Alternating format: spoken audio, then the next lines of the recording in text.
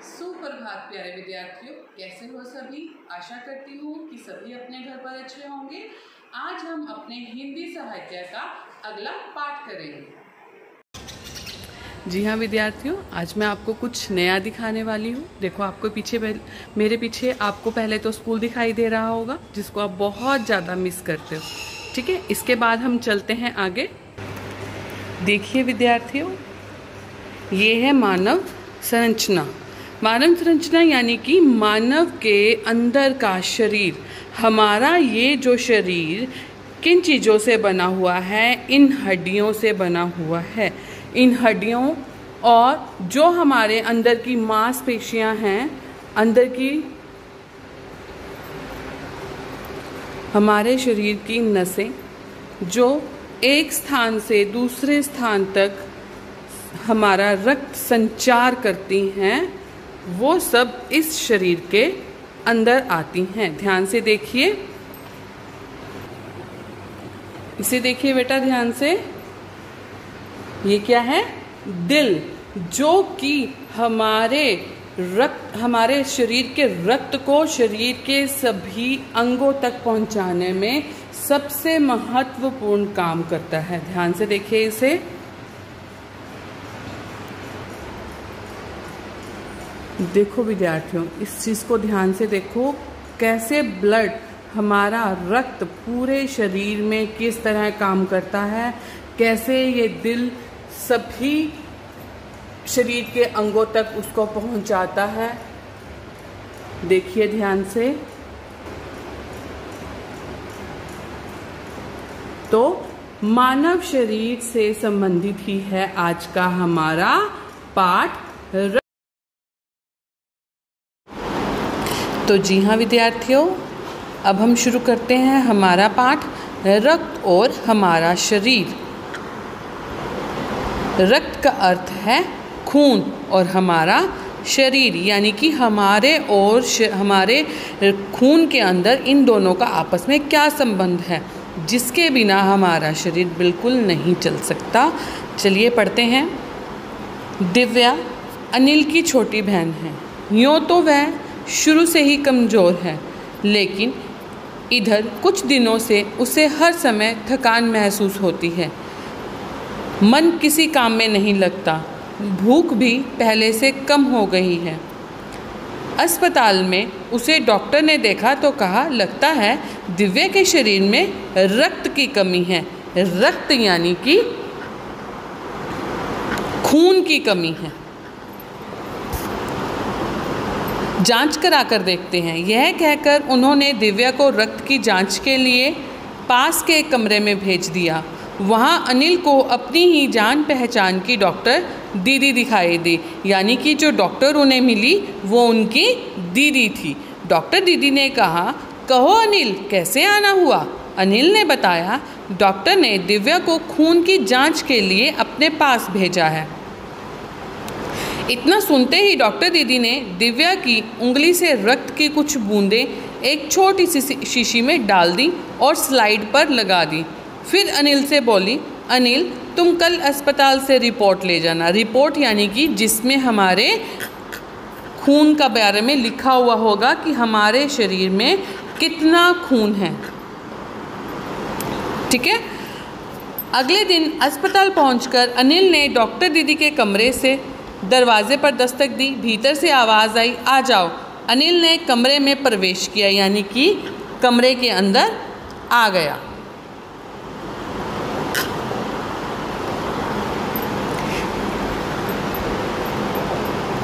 Doctor दीदी सूक्ष्मदर्शी द्वारा एक स्लाइड की जांच कर रही थी। दीदी के इशारे से सूक्ष्मदर्शी बेटा माइक्रोस्कोप, जिससे हम बहुत सी छोटी चीज़ को बहुत बड़ा करके देख सकते हैं। सूक्ष्मदर्शी। ठीक है। दीदी के इशारे से वह पास रखी हुई कुर्सी पर बैठ गया। स्लाइड की जांच पूरी होने पर डॉक्टर दीदी ने साबुन से हाथ धोए और तौलिए से पोंछती हुई बोली, अनिल, दिव्या को अनीमिया है। अनीमिया क्या होता है? जिसमें बेटा खून की कमी होती है। अनीमिया क्या होता है?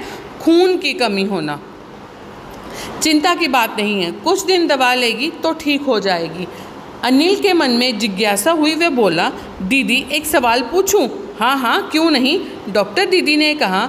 अनीमिया से आपका क्या मतलब है दीदी? उसने पूछा।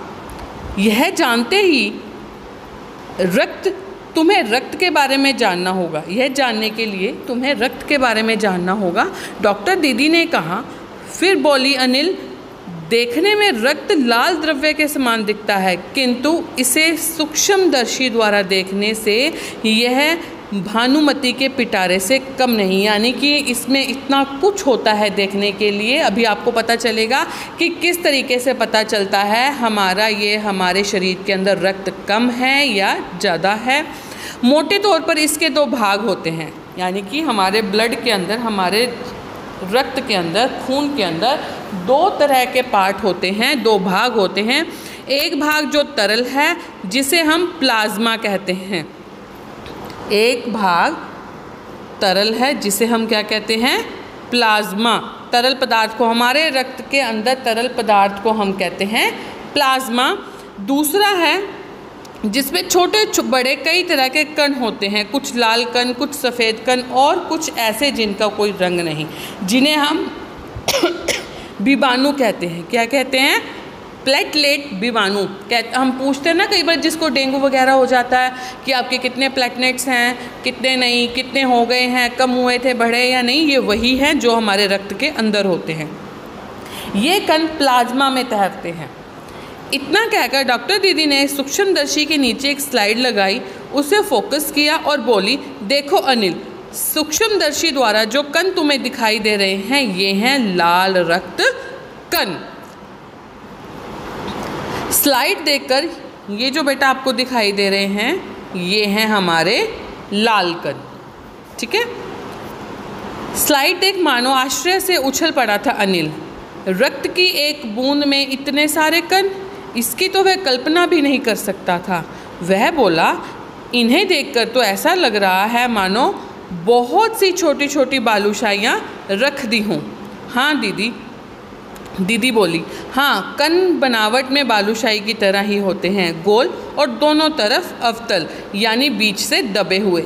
जैसे आपने सांबर बड़ी भी बड़ी होती है ना, उसमें जो बीच में फिंगर डली हुई होती है, ऐसी बालूशाही की शेप होती है। तो ये उस तरह के कण हमें दिखाई देते हैं, गोल और दोनों तरफ अवतल, यानी कि बीच में दबे हुए। रक्त की एक बूंद में इनकी संख्या लाखों में होती है। यदि हम 1 मिलीलीटर रक्त लें तो उसमें हमें 50 से 55 लाख कण मिलेंगे। इनके कारण ही हमें रक्त लाल रंग का नज़र आता है, क्योंकि इनकी संख्या ज़्यादा है। ये कण शरीर के लिए दिन रात काम करते हैं। सांस लेने पर साफ हवा से जो ऑक्सीजन तुम प्राप्त करते हो उसे शरीर के हर हिस्से में पहुंचाने का काम इन कणों का ही है। इनका जीवन काल लगभग 4 महीने का होता है। 4 महीने के होते होते ये नष्ट हो जाते हैं, लेकिन एक साथ नहीं, धीरे धीरे कुछ खत्म होते जाते हैं और कुछ बनते जाते हैं। कुछ आज, कुछ कल और कुछ उससे अगले दिन। तब तो कुछ ही महीनों में ये ख़त्म हो जाते होंगे, अनिल ने कहा। यह सुनकर डॉक्टर दीदी मुस्कुराकर बोली, नहीं ऐसा नहीं, शरीर के हर समय नए कण बनते रहते हैं और जो पुराने कण हैं वो नष्ट होते रहते हैं। हड्डियों के बीच के भाग मज्जा में कुछ बहुत से कारखाने होते हैं जो रक्त कणों के निर्माण कार्य में लगे रहते हैं, यानी कि हमारे शरीर में कुछ ऐसे भी कण होते हैं, अंदर कुछ ऐसे भी भाग होते हैं जहाँ पर नए हमारे रक्त कण बनते रहते हैं और कहीं पर हमारे ये कण खत्म होते रहते हैं। इनके लिए इन कारखानों को प्रोटीन, लौह तत्व और विटामिन रूपी कच्चे माल की ज़रूरत होती है, जिससे हम हमारी हरी सब्जियों से पूरा करते हैं, संतुलित भोजन से पूरा करते हैं। इसमें यह भी आता है कि आपको किस प्रकार का भोजन खाना चाहिए। संतुलित भोजन खाना चाहिए जिसमें सभी प्रकार के आपके पौष्टिक तत्व हों, जिसमें आपके शरीर को सारे पौष्टिक तत्व प्राप्त हों। यह पौष्टिक आहार लेते हो, हरी सब्जी, फल, दूध, अंडा और गोश्त के ये तत्व उपयुक्त मात्रा में होते हैं। यदि कोई व्यक्ति उचित आहार ग्रहण नहीं करता तो इन कारखानों को आवश्यकता अनुसार कच्चा माल नहीं मिल पाता, यानी कि हमारे शरीर को काम करने के लिए उनको जो ज़रूरी चीज़ है वो नहीं मिल पाती है। नतीजा यह होता है कि रक्त कण बन नहीं पाते, रक्त में इनकी कमी हो जाती है। लाल कणों की इसी कमी को अनीमिया कहते हैं। तो संतुलित आहार खाने से ही, अच्छा पौष्टिक खाना खाने से ही हमारे शरीर को ताकत भी मिलती है और हमारे शरीर के जो भाग काम करते हैं उनको भी काम करने की क्षमता प्राप्त होती है। तो क्या संतुलित आहार लेने मात्र से हम अनीमिया से बच सकते हैं? अनिल ने सवाल किया। दीदी बोली, हाँ, यह कहना काफ़ी हद तक सही है। यूँ तो अनीमिया बहुत से कारणों से हो सकता है, किंतु हमारे देश में सबसे बड़ा कारण पौष्टिक आहार की कमी है। इसके अलावा इस रोग का एक और बड़ा कारण है पेट में कीड़ों का हो जाना। ये कीड़े प्राय दूषित जल और खाद्य पदार्थों द्वारा हमारे शरीर में प्रवेश करते हैं, अतः इनसे बचने के लिए यह आवश्यक है कि हम पूरी सफाई से बनाए खाद्य पदार्थ को ही ग्रहण करें। आगे है, भोजन करने से पूर्व अच्छी तरह से हाथ धो लें और साफ पानी पिएं। और हाँ अनिल, एक किस्म के कीड़े भी हैं जिनके अंडे ज़मीन की ऊपरी सतह में पाए जाते हैं। इन अंडों से उत्पन्न हुए लार्वे त्वचा के रास्ते शरीर के अंदर आंतों पर अपना रास्ता बना लेते हैं। इनसे बचने का भी सहज उपाय यह है कि शौच के लिए हम शौचालय का ही प्रयोग करें, इधर उधर नंगे पैर ना घूमें। दीदी, यह तो बहुत ही महत्वपूर्ण बात बताई आपने, अनिल बोला। वह पल भर सोच में डूब रहा, फिर बोला, आपने बताया था कि रक्त में सफ़ेद कण और विषाणु प्लेटलेट कण भी होते हैं, शरीर में उनका क्या काम है? दीदी बोली, सफ़ेद कण वास्तव में हमारे शरीर के वीर सिपाही हैं, क्योंकि वो हमें मुसीबत में हमारे शरीर को दुख आने पर या बीमार होने पर लड़ने की क्षमता प्रदान करते हैं। जब रोगाणु शरीर पर धावा बोलने की कोशिश करते हैं तो सफ़ेद कण उनसे डटकर मुकाबला करते हैं और जहाँ तक संभव हो पाता है रोगाणुओं को भीतर घर नहीं करने देते। बस संक्षेप में ये मान लो कि वे बहुत से रोगों की हमारी रक्षा करते हैं। संक्षेप यानी कि छोटी सी बात में आप इस चीज़ को मान लो कि वो हमारे शरीर को रोगों से लड़ने की क्षमता प्रदान करते हैं। और विषाणुओं का काम है चोट लगने पर रक्त जमाव क्रिया में मदद करना। रक्त के तरल पदार्थ प्लाज्मा में एक विशेष किस्म की प्रोटीन होती है जो रक्त वाहिका की कटी फटी दीवार में मकड़ी के जाले के समान एक जाला बुन देती है। यानी कि जब हमारे कहीं भी चोट लगती है तो वो क्या करती है, हमारी चोट के नीचे अंदर ही अंदर एक जाला बनाना शुरू कर देती है, जिसे हम कहते हैं कि मांस आना स्टार्ट हो गया, कच्चा मांस बोलते हैं हम उसे, कि आना स्टार्ट हो गया। तो वो जख्म भरना शुरू हो जाता है धीरे धीरे और उसके बाद फिर हमारा ऊपर का मांस आ जाता है जिससे रक्त निकलना बंद हो जाता है। अनिल बोला, दीदी लेकिन घाव गहरा हो तो खून बहता ही चला जाता है। हाँ, ऐसे में उस व्यक्ति को जल्दी से डॉक्टर के पास ले जाना चाहिए। ज़रूरत समझने पर ऐसी स्थिति से निपटने के लिए कुछ टांके भी लगाने पड़ सकते हैं, किंतु डॉक्टर के पास पहुंचने के समय में चोट के स्थान पर कसकर एक साफ कपड़ा बांध देना चाहिए। दवा पड़ने से रक्त का बहना कम हो जाता है जो उस व्यक्ति के लिए लाभप्रद सिद्ध होगा, किंतु अगर बहुत अधिक रक्त बह जाए तो उसे रक्त चढ़ाने की ज़रूरत भी पड़ती है, दीदी ने समझाते हुए कहा। अनिल ने कहा, क्या ऐसे समय में किसी भी व्यक्ति का खून आ सकता है काम? दीदी बोली, अनिल, हर व्यक्ति का रक्त एक सा नहीं होता। कुछ विशेष गुणों के आधार पर रक्त को मुख्य 4 भागों में बांट दिया गया है। ज़रूरतमंद व्यक्ति के रक्त समूह की जांच करने के बाद ही उस रक्त समूह का रक्त उसे चढ़ाया जाता है। यानी कि जब आपके शरीर में रक्त की खून की कमी हो जाती है, आपसे सबसे पूछा जाता है ना, आपका ब्लड ग्रुप क्या है, आपका ब्लड ग्रुप क्या है, वही है ये रक्त समूह का नाम। A+, A- negative, AB positive, ये सब हमारे रक्त के नाम हैं। जिस आदमी के शरीर में जिस नाम का रक्त होता है उसे उसी ही नाम का रक्त चढ़ाया जाता है। लेकिन ज़रूरत के समय यदि उस रक्त समूह का कोई व्यक्ति मिले ही नहीं, तब अनिल ने पूछा। ऐसी आपात स्थिति के लिए ही ब्लड बैंक बनाए गए हैं। आपात स्थिति यानी कि इमरजेंसी के टाइम में प्राय हर बड़े अस्पताल में इस तरह के बैंक होते हैं, जहां सभी, जैसे कि हमारे पैसे रखने के लिए, पैसों के लिए बैंक बनाए गए हैं, वैसे ही हमारे ब्लड को सेफ रखने के लिए, सुरक्षित रखने के लिए ब्लड बैंक बनाए गए हैं, जहां सभी प्रकार के रक्त समूहों का रक्त तैयार रखा जाता है। किंतु इन ब्लड बैंक में रक्त का भंडार सुरक्षित रहे, इसके लिए हमें आवश्यक है, ज़रूरी है कि हमें समय समय पर रक्तदान करते रहना चाहिए। तो अनिल ने पूछा, क्या मैं रक्तदान कर सकता हूँ दीदी?